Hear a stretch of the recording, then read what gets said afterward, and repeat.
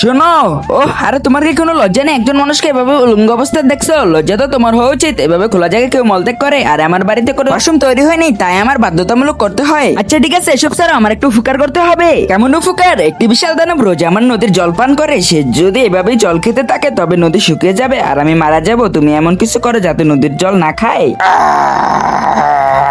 আরে ওই যে দানব, তাড়াতাড়ি লুকিয়ে পড়ো, না হলে সে আমাদের খেয়ে ফেলবে।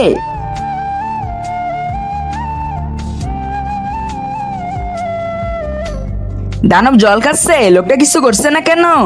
আরে ও তো নদীর সব জল খেয়ে ফেলেছে, এখন আমি ওকে কিভাবে থামাই? বুদ্ধি পেয়েছি। থামো দানব, এই নদীর জল খেও না। কেন রে?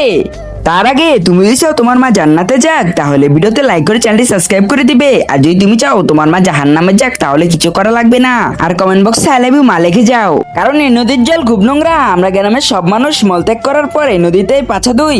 কি ছি ছি ছি ছি, এত বছর ধরে আমি এই নদীর নোংরা জল খাচ্ছিলাম, আর কখনো খাবো না।